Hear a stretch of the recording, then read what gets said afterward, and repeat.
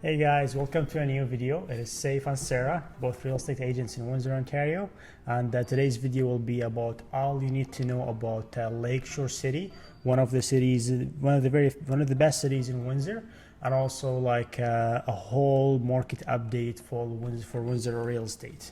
And that's going to be at the end of the video. Yes. So one of the features that Lakeshore has is that it's only 30 minutes from the border, the USA border, which is one of the busiest borders in all over Canada.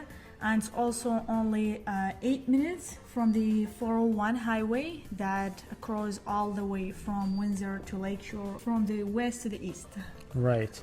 And so the second thing is Lakeshore, just by the name, it's in front of the Lake Esticlair. So it's surrounded by water. There's a lot of water activities for people who love to go to the beaches and stuff. There is the Lakefront Park Beach, which is the largest beach in all Windsor area. And there's a huge marina. There's like for people with boats, there's like over 250 like a slip or like a boat parking for boats for anyone who has a boat. So, and again, the biggest beach. So for a lot of people who love water, it's one of the best options. Yes, and don't forget that we have one of the biggest cinemas here in Windsor, which is in Lakeshore. So this cinema features, it's a it's a huge one, and it shows all the multicultural movies. So it's not only English, so they have some Indians, Arabic, a lot of famous movies, famous actors. They show it in that cinema. Right. And a lot of there's a lot of like a shopping. It's a big city. There's like I think like around 40,000 people for the population, and there's a lot of schools, a lot of shopping centers, and a lot of little malls. The bigger malls are like in the South Windsor, or Devonshire area. Devonshire Mall, that's the biggest mall. But there are some other smaller plazas and smaller shopping centers. Yes. Yeah. And also there is so the name is Atlas Tube Recreation Center. It's also one of the biggest recreation center in Windsor. That one is in Lakeshore, and that has a lot of activities over there. So they have meeting rooms, they have some pools over there, some tennis, some basketball, library for some people who wants to spend some calm time reading some books in that library, gymnastic, everything, like a lot of different activities for the families who have kids, so they can spend some time over there on the weekend.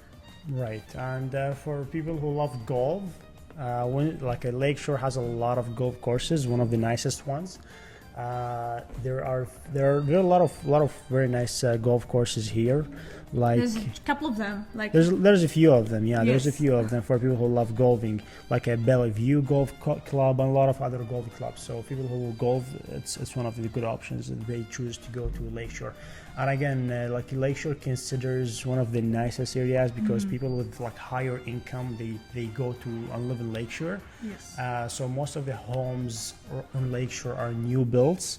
Exactly. A little bit more expensive homes. If you gotta compare it, I would say I could compare Lakeshore to maybe LaSalle or South Windsor, which is basically like really those are the best areas in all over Windsor. Yeah, and I'm seeing right now like there's a lot of people are moving from Windsor to Lakeshore because, as Saif said, there are new built houses over there. It's a very nice area. It's improving. At the same time, there is a huge project that's coming, which is the battery plant. I think most people heard about it. If the people are not living in Windsor, probably didn't hear about it. But this project is coming on 2024. It's already building. It's on a process right now. It's gonna be finished in like we're halfway like 2023. So maybe around 6-7 months, that project is gonna be done. And Saif, how many job opportunities that project gonna offer? So that factory by itself, it's offering 2,400 new jobs. That's a huge opportunity for so many people. Right. So this is like a 2,400 families that coming to Windsor. So those people will need to either buy a home or like a rent. So and if you look where the best areas are close to it, Forest Glade is close to it as well. But like again, if someone who's with a higher income with a better job wants to get something like a new built house or something fancier, I would say Lakeshore is going to be one of the best options out there. So that's what we think. Like it's a huge investment that's coming up. So anything that's already up in the market right now in that area, there's a lot of potential for it. And also that project is a huge impact on the properties. So once that project is done, then all the properties will go higher. Right, and again, as I was saying, like a lot of houses there are new builds. So and Sarah and I have a new listing that came up last week on in Lakeshore. We're also gonna leave some pictures and a link for it if you guys are interested. And it's a new build, so we say it's expensive houses, but again, if you compare these homes to what you will see like in Mississauga or GTA or Vancouver, which is some people are coming from these areas to work to Windsor. Like a house that's a new build, we only have it listed for $799, which is $800,000. That's a new build raised ranch. So the price, like the same house, if you put it like in the GTA area, it's like $2 million house, $2 million. Yes, and even here, like I know like Windsor. Comparing to the market, 800, 900 we'd consider a little bit high in the price in Windsor, but at the same time it's a brand new house. So if you're living in a house that like 20, if you're planning to buy a house in the range 800, this one would be good for you. Right, and so let's go to the next part of the video, which is market update. If you guys anytime have any questions, leave them in the comments, or you can reach us out. Our phone numbers will be right here.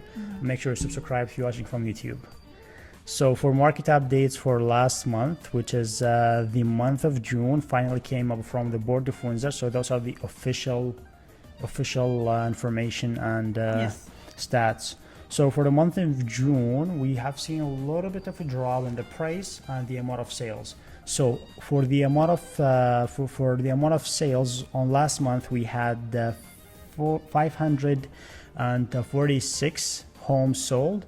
This month last month we only had 525. So around like not a lot of difference, maybe like 20 homes less. So I would say it's very similar. There's not a lot of difference, just very minor fluctuation. And of course, I think most people knows that about the interest rate hikes that happened in a couple of days. So the Bank of Canada just announced that they're gonna increase the rate by 0.25 points. So right now we're gonna show you where are we sitting right now on like the interest rates. Okay, and also we're gonna be talking about the average prices. So the average price dropped a little bit as well. So from May it was at 602,000, and this month was at 582. Yeah, it's so only like 20,000. Another 20,000 drop. Yeah. I would say it's stable, and it's obvious because it's reflecting the couple interest rises that happened on last month and this month as well. Of course. And for amount of listings, it's a little bit more than last month, like around 40 or 50 homes more listed. So again, I would say it's very similar to what happened last month, and it's predictable based on what's happening with the interest rates. So let's see if we have the exact interest rate over here. So the interest rate because we did check it today and yesterday. So for the fixed, it's at 5.19, which is 5.2. That's fixed 5 years. And for variable, which is it was like 6.05. So 6.1, or it's very. Let's can't even say 6. That's a variable for 5 years. So right now, someone who's getting into homes, it's really hard to say which one is better, just because we're right now at the peak of interest rate. Just like we have not been this high since 2001. So that's a lot of people who are buying need to really consider what option should they go to. Is it the fixed or variable? Because right now we're at the peak since 2001. But at the same time, how much the rentals right now? The rentals are getting expensive too. They are actually higher than the mortgage, most of the mortgages. Right, yeah. And one thing to like to see, I was checking an article today. So it's at the peak since 2001, but the average home prices on Toronto was around 251,000. Yeah. That was on 2001. Right now we're I think like in Toronto 1.5 or something. Lucky people got that opportunity. Yeah. 20 years ago. Yeah. Yeah. But yeah, still there's always a good time to buy if you're able to get a mortgage, if you're able to afford your payments. It's because at the end of the day, for people who have a house, they either gonna be like everyone needs to get a home, and so either get paying mortgage for someone else while you're renting, or you could buy and pay your own mortgage. But again, make sure you can afford it. Yes, of course. And at the same time, owning a house is always better than renting, because you're paying someone else's mortgage, and at the end of the day, you're gonna end up with nothing, with no. Like if you have a house, you can rent it, and the rent pays the mortgage, or maybe you will have some like equity from that house after a couple of years. Or we never know. Maybe the interest rate is gonna go back a little bit, drop like to maybe as it was last year, like 2% or 1.5%. We never know. Nobody can predict. It's gonna take some time, but eventually it has to happen. Yeah. And I guess we are at the end of it. If you guys have any questions, you can reach us out. Our number is going to be here. Make sure you subscribe on YouTube and follow on Instagram and Facebook. And we'll see you in the next video. One.